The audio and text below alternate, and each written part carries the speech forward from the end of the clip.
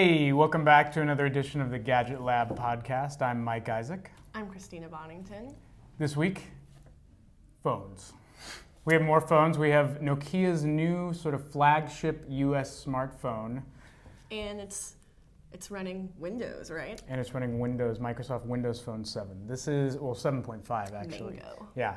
So this is basically Nokia's major shift or play into being an actual relevant smartphone in the United States because... Right, because they mostly ship like dumb phones, feature phones. Yeah, so the Nokia that we're all used to in the States at least is the fat clunkers of yesteryear, right? The big fatties that were, the obese phones that were in our pockets in high school or things like that, you know? Right. So that's a lot of what they ship around the world outside the United States, but obviously, we're only concerned with the United States, and so we need our smartphones here, and they are doing this new push. So Nokia is partnering with Microsoft to really get behind the Windows Phone platform, which as of yet is still way behind Android and iOS, obviously. Do you think that's going to help push Windows Phone into more consumers' hands? Yeah, maybe. I mean, it's an uphill battle for both companies, obviously. I mean, they have something like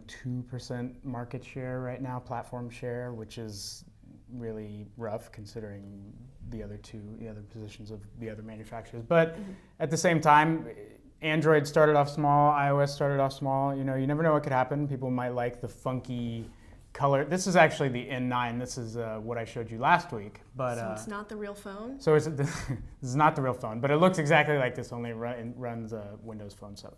So anyway, that is coming out in the US, I believe in 2012. No exact date yet. They just kind of teased us with the new phones. And it's in Europe right now, but we don't know what carriers. We don't know when it's coming out, just next year. So we'll see. We'll see if it works. Cool. In other news, the Steve Jobs biography came out on Monday. Of course it did. The much anticipated biography of Steve Jobs. Definitely. So what do you think of it so far? Have you cracked it? I have cracked it. What do you think? I've cracked it. I think it's a good, entertaining read. Yeah. It's fat too. It is fat. Look at that. I mean, tons of stuff was leaked online beforehand. You know, we were seeing all sorts of juicy tidbits and stuff, and so it kind of felt for a little while like, you know, do you really need to buy this? Why the hell am I reading this book if I've read everything online already? Yeah. Right, but it's definitely an interesting read. It doesn't sugarcoat Steve Jobs. Yeah, I mean, the funny thing is, I mean, we all knew that Steve was like a hard. I'm about a third of the way through the book right now. We all knew he was sort of an intense guy, right? He was a perfectionist, but he's kind of a big asshole in this book, and that's part of the point, though. It's like part of what made him so good as a product guy was the fact that he just didn't take less than perfection for an answer. Right, and he didn't want to read the book beforehand. Right. He had input on the cover, but not on what was inside the book. And his wife also didn't want to see the book beforehand. So it's not like it hasn't been like approved by Steve Jobs. Well, anyway, Yeah. I'm sure you're all reading it or whatever right now. We'll see how it turns out. You know, don't tell me how it ends. Anyway. There's some other iOS news this week, so one of the, tell me about one of the introductions that Apple made with iOS 5, I believe. Right, so new introduction on the home screen with iOS 5 is something called Newsstand. And it's a folder where you can collect your app subscriptions. So like the Wired app, New York Times, all these digital publications. Plug. Right. And it's basically looks like an empty bookshelf. And so some people were irritated by that when they downloaded iOS 5. They've got this new app, they can't get rid of it because it's a folder, not an app. Wait, so you have an app that's literally an empty bookshelf on your front of your iPad? Right. Okay. So does that like push people into wanting to like fill it with new material to purchase or something? Yeah, pretty much. So all these different publishers are seeing these phenomenal subscription rates, in the hundred, I think Condé Nast was over 200%. Future Publishing was in the hundreds as well. Other people's were in like the thousands. Pretty crazy numbers. So people, all from like one little app on the front page. Or yeah, whatever? it just added That's so weird. much more visibility to okay, that makes sense. subscription apps. Cool. Well, maybe that's a new sort of revolutionizing of the publishing industry or something on the iPad. We never know. Yeah. Anyway, next up we're going to have my new boss, John Phillips, come in to talk about a new Google product.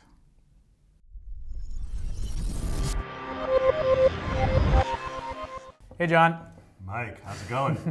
I'm good. So let's talk about Google. We went down there this week, right, to check out one of the next iteration of what, Google TV, right? Next version of Google TV. I just got an email. They're not calling it version 2. Oh. It's still just the next version of Google TV. Okay. But from what I saw, it is a big improvement. So for the last week, I've been playing with the current version of Google TV on a Sony set-top box, getting very familiar with it. And as I compare sort of what I'm using now to what Google showed us earlier this week in our little hands-on demo, yeah, it's a big improvement. And you know, it is a good product, especially at $99 for the lower end SKUs. It's cheap. Yeah, it's a good product if you are sort of addicted to YouTube video, and if you want a really good delivery system for Netflix video, and the new version only improves it. Okay. Well, I mean, so the last one was a flop, right? Yeah. Like for all intents and purposes, everyone was just sort of like shunned it. Right. Why? You know, how is this a step up from that? Okay, so like I forgot the exact names of the guys we spoke to, but Yeah, they're I do too. very high muckamucks. People who seem like they know what they were Yeah, doing. well, VP level guy. I'm gonna go crazy not remembering his name, but anyway, we'll flip that in later. So basically, you know, I brought up the question. Everyone saw the first Google TV as a cord-cutting device, Right. and that you'd be able to take the set-top box, install it into your TV, and you could immediately cut your cable or dish access. And so Google is saying no, that never was the case. You know, as we've learned since the Google TV launch, the TV networks did not buy into that. Yeah, so you could install Google TV on your system, or rather your TV, but you couldn't download CBS, NBC, ABC, internet content directly through Google TV. So no. And it's always been Google style, right? They just sort of like push ahead, and then, like, rather than Apple, who secures the deals in time, like Google's just like, you know what, we're going to do this, and you can get on board. Right. And this time it didn't work out for and them. as we were repeatedly told, they're considering this a marathon, not a sprint, towards sort of like this unified TV platform. And so no, it's not a cord-cutting device. But what it does do very well is brings YouTube and Netflix and Amazon Video on Demand and some other video streaming, non-network video streaming services to a nice software interface. And so where the old software interface was sort of difficult to use and hard to find stuff, they've made some key improvements. Yeah, one thing they showed us was the sort of strip along the bottom, right? So it's all just really streamlined, and then some of what I really liked was the sort of integration between web and TV video, right? So So now there's a new and improved YouTube app. And so before it did have a YouTube app, but it sort of was reminiscent of the web YouTube experience. The new app fires up real quickly. You hit a video and it launches instantaneously, where I asked, is this cached on a server somewhere, sort of in anticipation of loading the most popular videos? And they said, no, this is just the speed of the new app. And so you hit a video, boom, it's playing. If it's HD, and they actually have a feature that allows you to just parse by HD content, it looks like broadcast video.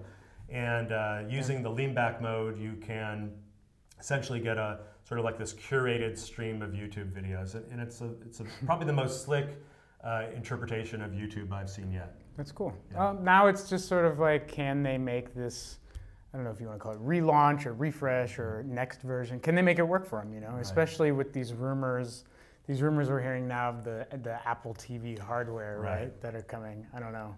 So yeah, Apple TV, I would buy a big screen HD TV, Apple TV, if it came loaded with iTunes and my favorite apps. Right, and maybe if it was like Siri powered too. You never have to get off the couch. That would be pretty cool. Yeah. But you know what? Google TV is now integrating Android apps in there. And so that's sort of the other side of the Google TV story, where they're featuring right on a main menu, 25 apps that are optimized for Google TV. So I think they showed us a Wall Street Journal app. So Wall Street Journal has a lot of video content. They don't want to strike a lot of deals with cable providers. They could do an end run around those people and deliver an app straight on Google TV that lets you sort of parse and walk through all the video that they're already producing. So that's like another cool new feature in that apps are coming to Google TV. Yeah, totally. And I think a lot of Android developers were really excited. I just like the idea of expanding the platform